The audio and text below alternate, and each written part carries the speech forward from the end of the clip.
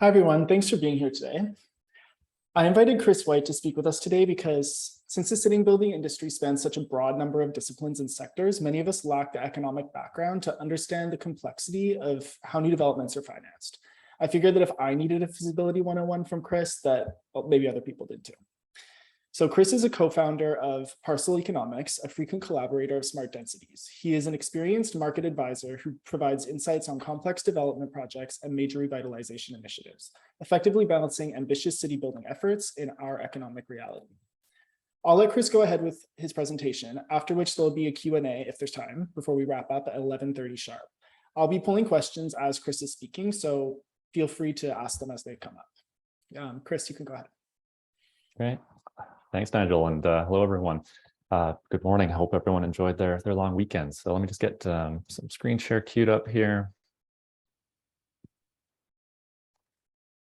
Just while I'm doing so, just as a quick kind of precursor or caveat to most of the content that I'll be speaking to here today is really at a pretty high level.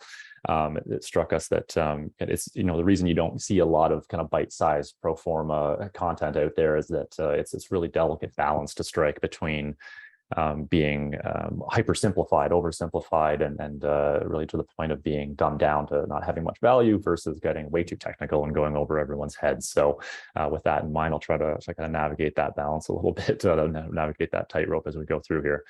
To that end, what I thought we could do is just focus on a few kind of key topic areas. One, the basics of pro forma, the key elements, the basic structure of when you're running out this type of analysis. Two, and a little bit of an exploration of sensitivity analyses, modeling out different potential outcomes or scenarios and the importance thereof. And then finally, speaking to a little bit more practical kind of use cases and applications, and maybe highlighting a few project examples if we have some time. So at its most basic level, a pro forma analysis is basically a financial modeling, kind of forward-looking estimation of different cash flows, costs, and revenues associated with a given development project or other improvement of real property is kind of the all-encompassing category that we like to refer to it as.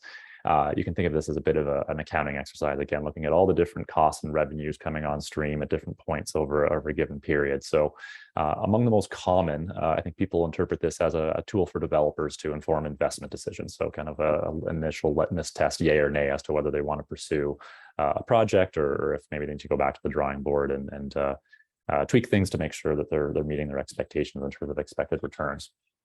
It's also a tool for financial institutions, banks, lenders, and the like, to kind of evaluate risk and whether something that forms part of the business case is whether they want to extend those funds to a given project. And perhaps lesser known, but now more now than ever before, really, it's becoming a tool for municipalities and other public sector organizations to inform sound policy. At the outset, we've seen a real growth in kind of quote unquote market-based planning over the last kind of 5-10 years, and now we're just kind of catching up to ourselves, and then the companion piece of financial analysis, which is a really critical element thereof.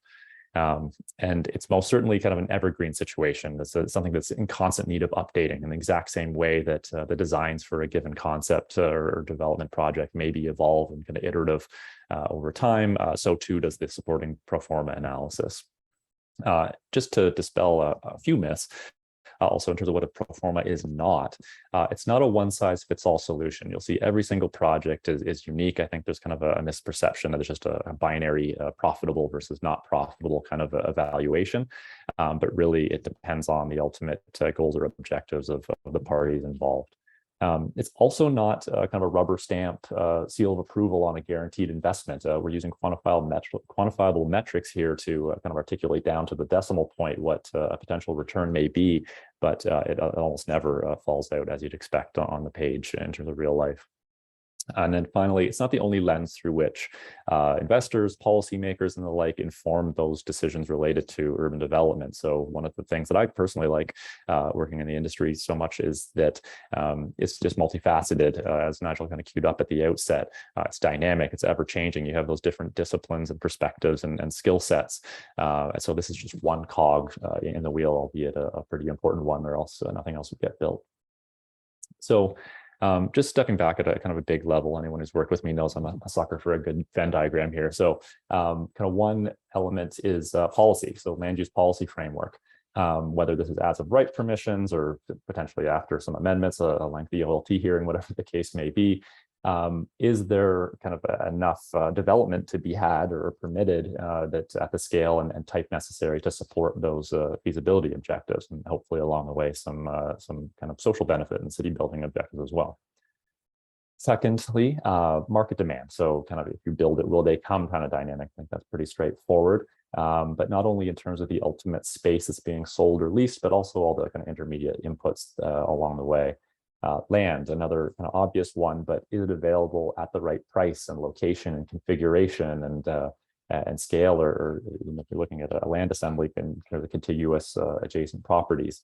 And then finally, capital. Are there the people or lenders or project partners out there able and willing to extend the capital and equity required to get a project off the ground? And so where we see all these converging, that's the true sweet spot. And that's what's going to kind of give you the closest thing to a guarantee on a viable project. So hopefully this just goes to show that there's really more than meets the eye. It's really a complex thing where all these kind of stars need to align to make for a viable project.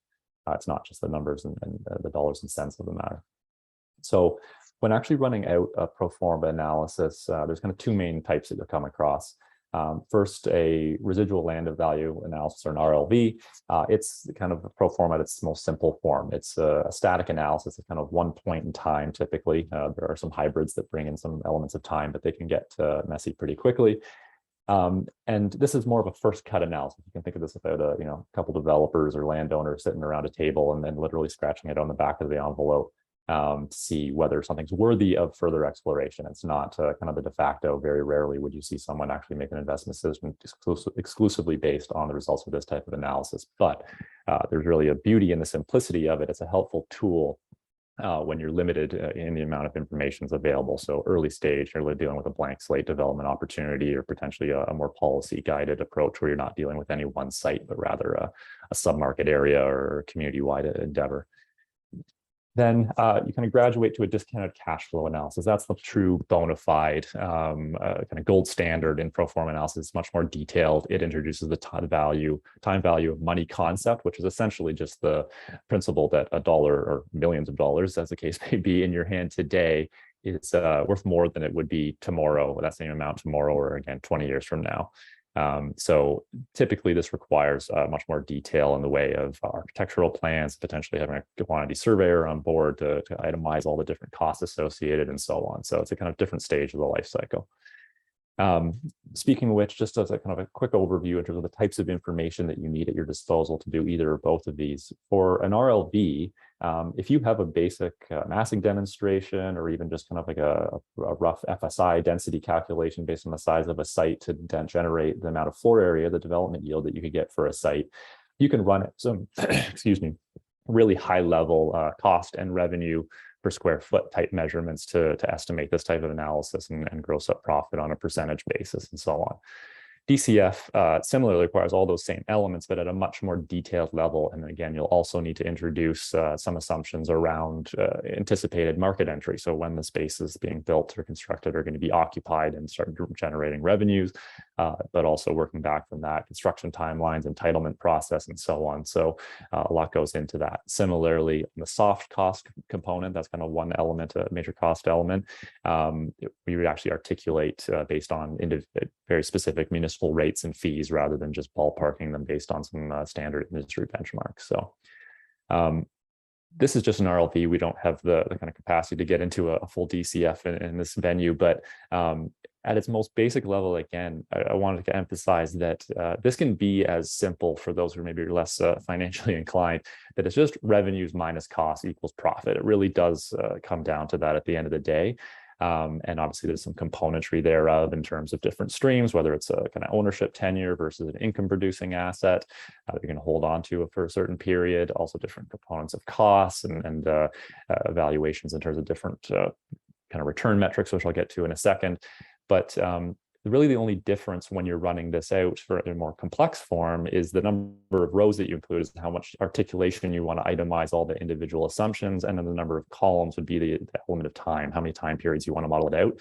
But no matter how complicated or not, this is kind of the basic structure that you'd be looking at. And that allows you to estimate what the kind of residual land value would be, what you might be willing to pay for a piece of land based on the parameters for a given project. The beauty of this also is you can solve for different variables. You can kind of flip it on its head. If you have, for example, someone selling a piece of land who's a little bit sticky in their ask in terms of what they're asking, you can instead solve for developer profit and see if whether you can get out, again, something that meets your expectations and is worthy of further exploration. So with that said, it's really also important to recognize that as much as we as advisors in the industry would love to have a crystal ball, you're never going to know with 100% certainty how things are going to play out in the real world. It's always going to deviate. So it's really important to have some understanding how much better or worse, as the case may be, things will end up, and what the kind of key drivers of those outcomes may be. So I won't go into detail on each of these, but essentially modeling out a bunch of what if scenarios. Just highlighting one example for the time being. Interest rates, obviously a hot topic as of late, and we've seen this major kick after a historic low rate environment that's kind of flatlined for quite a bit of time. We've now all of a sudden, just year to date, in the last several months, it's shot up by many points. So when doing a pro forma analysis, these are the types of variables or factors that you may want to consider. Is this arc of this curve going to continue along similar same trajectory, or is it more likely to kind of taper and flatten off in the near future? So you, instead of rather just kind of drawing your line in the sand and going with one assumption or the other, you really want to see those that kind of set your goalposts and see those full outcomes of what may be within the realm of possibility. Similarly, I won't go through the full details here, but suffice it to say, you can run out a sensitivity analysis. We like to put a matrix together of different types of options, kind of adjusting, turning the lever on different factors and input assumptions to our analysis. But highlighting another one that's kind of a hot topic of the day. I know this is a bit of a sore point for many, so sorry to twist the knife a little bit, but construction costs. This is just a CPI, construction price index, for residential construction. Non-res is very similar. But again, what we've seen is this sharp increase, this kind of hockey stick trend line that's shot up since the pandemic started. And just to highlight one kind of side note observation here, because of the good folks at Stats Can have this level of detail nowadays, is that despite the fact that a lot of us urbanists may like to see that kind of low mid-rise form, that kind of missing middle, you can see here that it's been disproportionate. It's been hit different market segments worse than others. So what we ultimately amount to is a 30% average annual growth over this period, and again, not period growth, but average annual growth, to provide some emphasis there. And just to contextualize that, you can think about your own personal finances, whether your groceries or Metro Pass or housing costs were to go up by a third in the course of a year, and then to do that many times over, just to have a little bit of sympathy for what the development community is facing nowadays.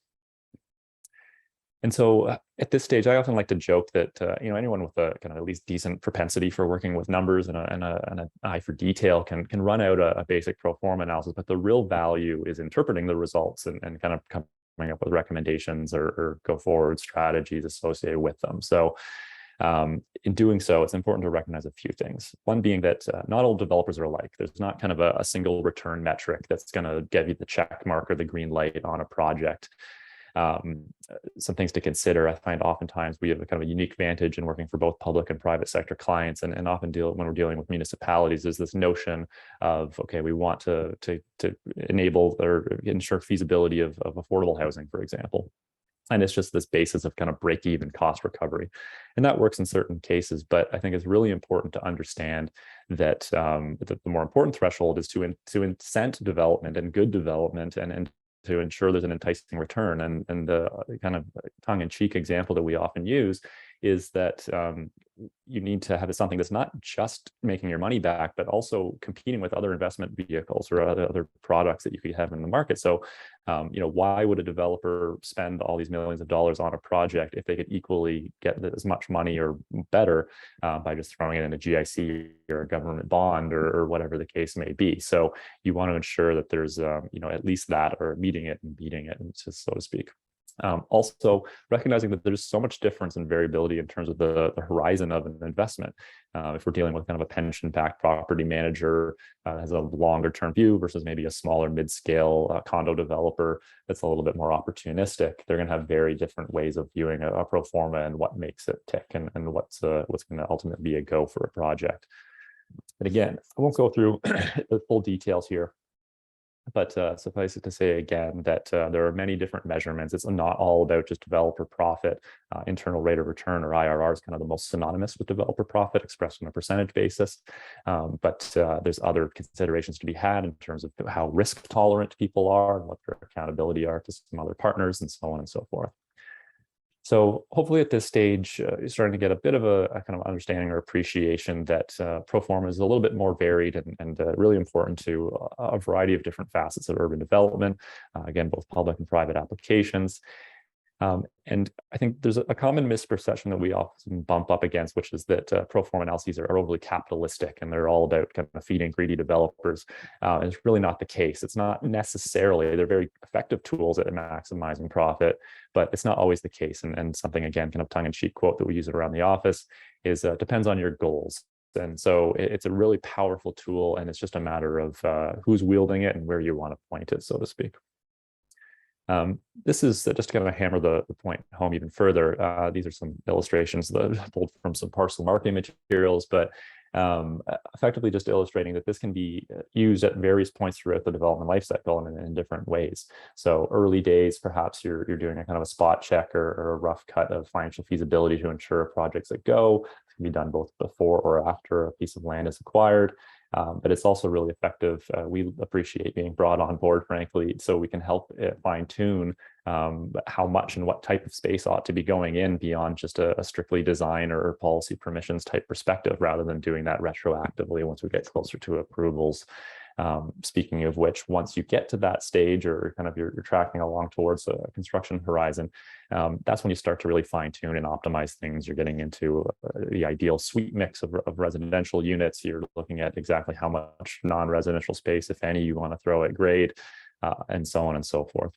And then finally, as a bit of a side note, this is not kind of an even spectrum of the development life cycle, but what I really wanted to highlight, especially for anyone who's working in the municipal sector, is we often try to hammer this home. We feel like a broken record. We're saying it so often, but obviously we want all these city building objectives. We want lots of parks, and we want a vibrant, animated street front, and we want diversity in housing choice and quality urban design. But ultimately, when you're coming down, we often find ourselves being a bit of a wet blanket, unfortunately, in terms of you kind of can't have your cake and eat it too. So we like to use as tools as a means of kind of prioritizing all those different city building objectives. And all too often, we find that, albeit starting to use a little bit more of this financial analysis to inform these policy decisions, they're done in a vacuum or in isolation, and we really ought to be bringing them under one roof, because that's, for certain types of land economics assignments, market demand, and so on, you can do it more isolated by asset class or by type.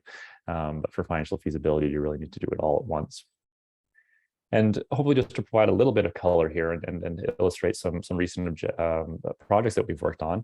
As Nigel already highlighted, we've had the pleasure of working with Smart Density on a project in the city of Mississauga most recently, that looked specifically at evaluating the feasibility of kind of small scale infill projects. So we looked at laneway suites and garden suites and multiplexes and garage conversions and the like.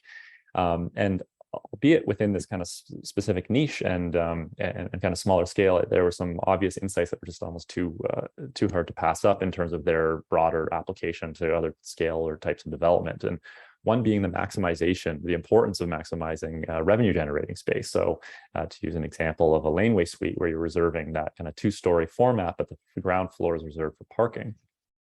Trade that out with a garden suite where it's effectively the same blueprint or kind of scale and scope of density, but you're able to generate revenue. Those produce wildly different results for the pro forma naturally. Similarly, this just so acutely highlighted the difference between different parties that may be involved and what their appetite or motivations are for pursuing development. So if you think of a kind of the simplest of forms that we looked at, a garage conversion that can be done with kind of money spent under the mattress, so to speak, and is a little bit more palatable for an individual landowner or property homeowner. Versus once you get up to a multiplex, albeit great designs that Nama and Misha had come up with, and kind of the fan favorite of ours, they proved much more challenging from a financial feasibility perspective, simply because it kind of was more targeted at a different audience of kind of small scale developers, and then the return expectations would be different. Similarly, speaking of a different scale, we've been involved over the last several years now as part of a consulting team tasked with looking at the secondary plan update for the Vaughan Metropolitan Center and giving some love to non-residential space, so specifically the feasibility of office as kind of the intent of this area to be a major employment center. And there's a lot to unpack at a place like the VMC. I won't touch on too much, but again, just to highlight the power or the inertia or the force behind the highest and best use, similar to pretty much anywhere across the GTA and beyond. Just getting a lot of developer interest for market condo residential and not a lot in the way of other types. So looking at using this as a tool to solve for how that might be enabled. And the power of that was in fact so great that we identified a number of policy mechanisms or options that might help improve things. But there was no, again, silver bullet solution. It was kind of requiring a quote unquote stacking of incentives and a multi-pronged approach in that regard. So just to recap and a bit of a summary, if you take anything away from this webinar, I think we'd like to highlight that pro forma can be used much more varied than just purely profit motivations. It has widespread applications in both public and private sectors. Similarly, I often like to highlight that it's a comparative tool rather than kind of an explicit predictor of profits. If you think about fitness goals, if you were to measure your weight same time every morning for consistency, you really almost don't care. You're using, again, a quantifiable metric. You don't care about the actual number on the scale as much as the relativity and the change, the delta over time, and specifically tracking which behaviors, if you're eating differently or you're working out or whatever the case may be, and how those are kind of ultimately tracking you towards your goals or objectives. That's really the kind of context in which a pro forma should often be evaluated. Again, maybe goes without saying, but just the strength in assumptions and then the importance of quality data. Another common phrase that's brandished about and around our office is kind of garbage in, garbage out. So having people at your disposal on your team that know where and how to get good data, and also to know when and where to use, if you're limited in your data available, how to kind of right size that and make sure that's being reflected in the pro forma accordingly.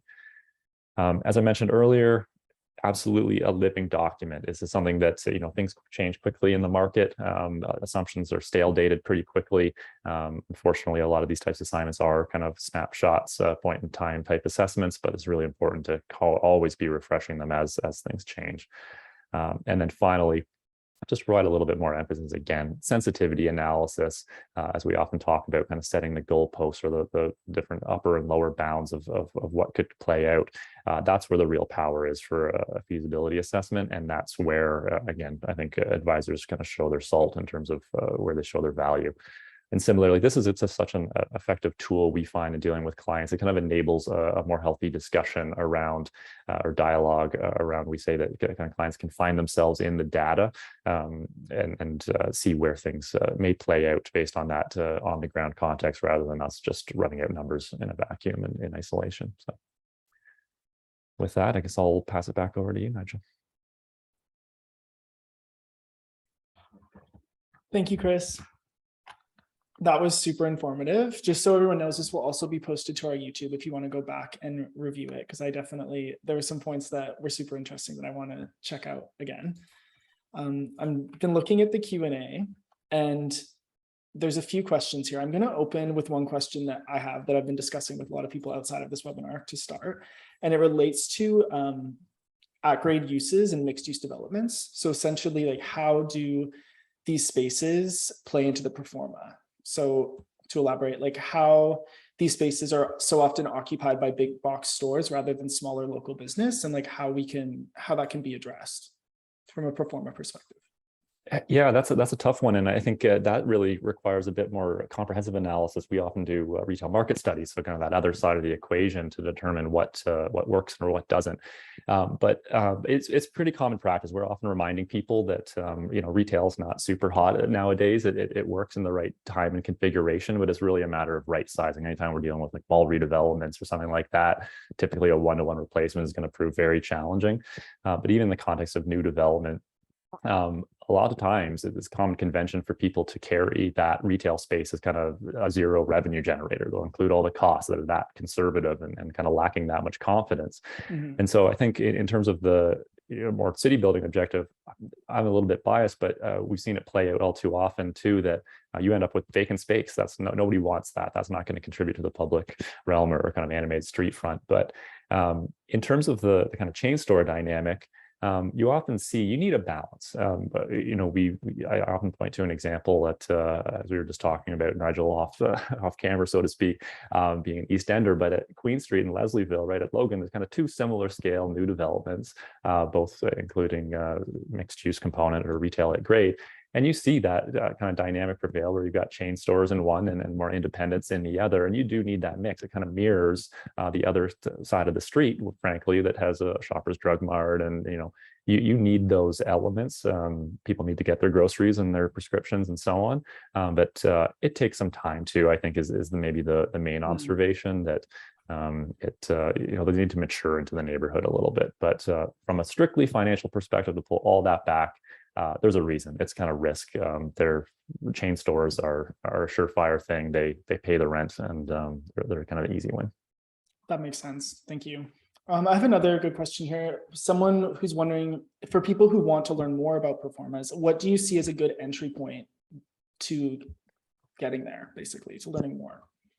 That's a great question. I think again, you need a certain level of propensity. I think some of us kind of come into it sideways. I know myself and some other folks at Parcel kind of have an economics or a commerce or a business background. So that's kind of ingrained to us in an earlier stage through our education. But in terms of practical growth within the industry, there's a lot in the way of kind of more practical hands-on type programming. So you can seek that out.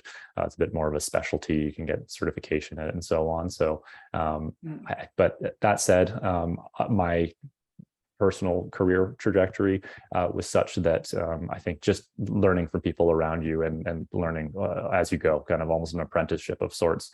I think it's not unique to financial feasibility analysis at all, but the best way is to just do it and listen and keep your eyes wide open as much as and just absorb. Just be a sponge. I think all too often, especially young career professionals, are eager to kind of jump the ladder and just take your time early stage and just learn as much as you possibly can on the job. Cool, thank you. Another question here. Someone's wondering, from your perspective, how important is it for cities to axe minimum parking requirements to help keep the costs down for things like affordable housing? Yeah, well, I think that's coming in tandem with just a broader evolution with hopefully modal split in terms of pushing more people onto transit and even EV use and so on and so forth. Autonomous vehicles, obviously, in the maybe not so distant future.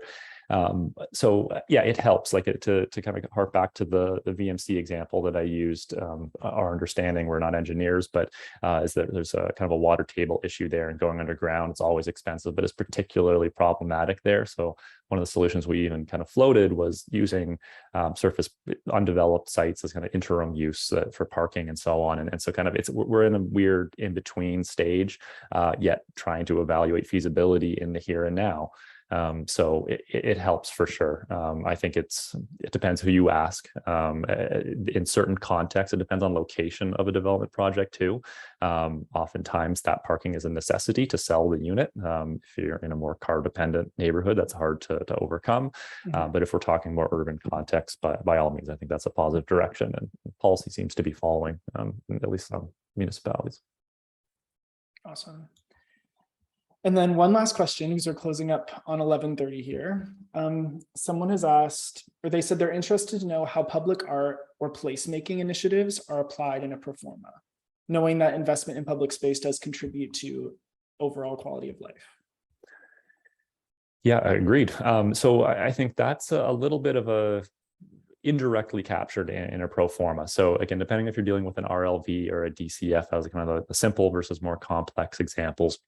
In an RLV, you would be simply grossing up. You'd kind of come up with a hard cost for actual building construction costs, and then it'd just be a percentage bump up potentially if you're that high level.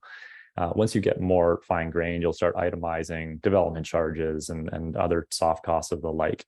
So at that point, you can itemize as much as or as little as you like. So obviously, you could include that kind of cost item. And it's just a balancing exercise at that point, in terms of if you're just like heaping on additional costs and then there maybe not be a revenue opportunity to offset those costs. That's kind of brings back to that point I made earlier in terms of prioritizing different city building objectives. Do you want quality urban design? Do you want the public art? Do you want affordable housing? And kind of balancing and juggling all those balls, unfortunately. So. Okay, that's it for today. Thank you so much, Chris, for being here. That was super informative and exactly what I was looking for out of the webinar. So thanks for that. Awesome. And yeah, if anybody would like to review it, it'll be on YouTube probably today, maybe tomorrow. So thanks everyone for coming. Have a good afternoon.